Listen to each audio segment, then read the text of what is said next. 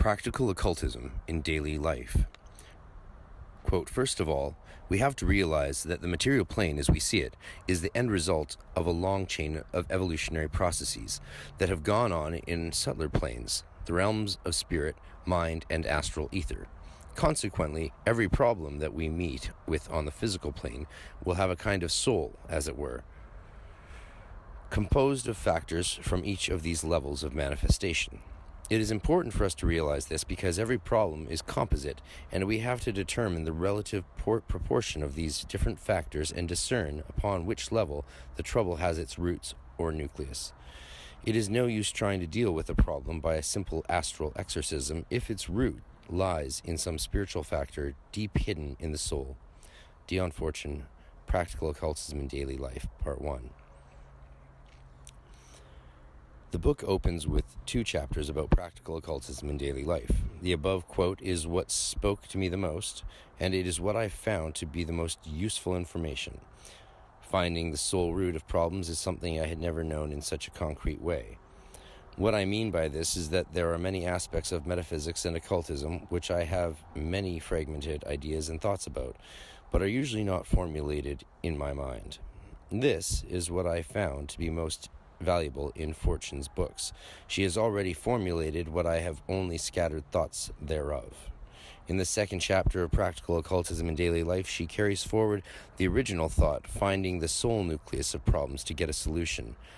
The whole idea is taken to a deeper level of metaphysics and soul consciousness. If the reader is not experienced in such types of discourse, he will be thoroughly confused. Nevertheless, there is a valuable chapter and one the book could not do without.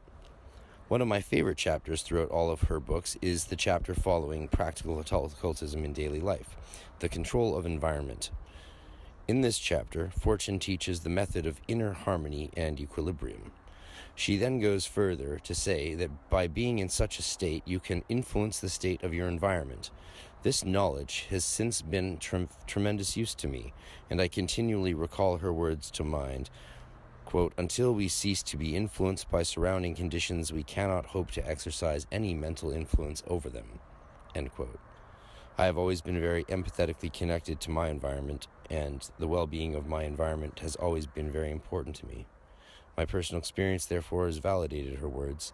Throughout this entire chapter, her words rung true in my soul.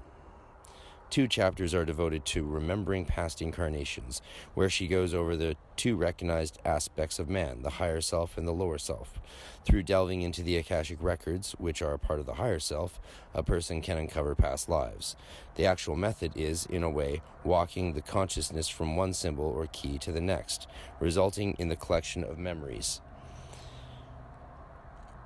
thoughts, and experiences along the way. The wise warnings Fortune gives about past life interpretations given by clairvoyants and psychics helped me to understand the things I had been told by such people. The methods she hints at about uncovering your own past life knowledge I was very grateful to learn. However, I found that the chapter would be of little help to anyone not knowledgeable in the basic theories of metaphysics and practice of alchemy. To someone with such knowledge, Fortune's theories and ideas about remembering past incarnations may be quite valuable. Dion Fortune also writes 2 wonderful and insightful chapters on working out karma. But I've chosen not to write about them. I only wish to include this brief note that karma is a subject of which she has spoken. Quote, the source of our being is in the ever-outpouring infinite energy. The amount of this energy we receive is limited solely by our capacity for realization. If we can increase our realization and get rid of our inhibitions, we correspondingly increase our intake of cosmic energy, and this energy is transmuted within our being into all the different forms of activity that go to make up human life. End quote. The use and abuse of mind power. In this chapter, the use and abuse of mind power, the process of energy flow in and throughout the human being is explained clearly and precisely. The words conjure a perfect image in my mind, and I could truly see the miracle of life and its beauty. Fortune says there are 2 methods of drawing in the cosmic energy, the ceremonial, implying ritual magic, and the meditative. What made no sense to me is that she then says that the ceremonial or ritual magic is only for directing the cosmic energy that was drawn in through meditation. This contradicts what she said previously, that ceremony and meditation are both separate methods of drawing in cosmic forces. It is when the use of this cosmic energy that the question of abuse is brought up.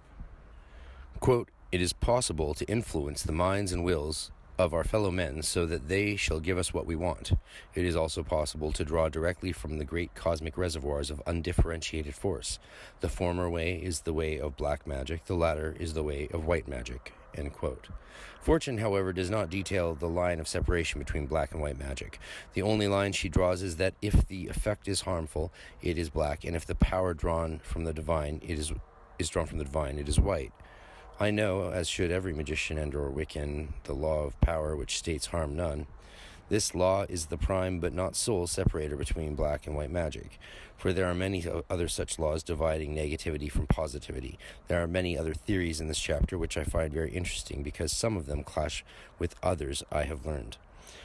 There are many other topics brought up in this book, but too many to all be commented on. I first thought, when reading the book, that because many subjects were 2 chapters long, they would be long and boring. But when I approached one such chapter, etheric magnetism, I found that the first chapter led into the sequel chapter in a way that made me curious, propelling me forwards with excitement. I would recommend this book to anyone interested in the metaphysics of etheric energy and the recollection of past lives.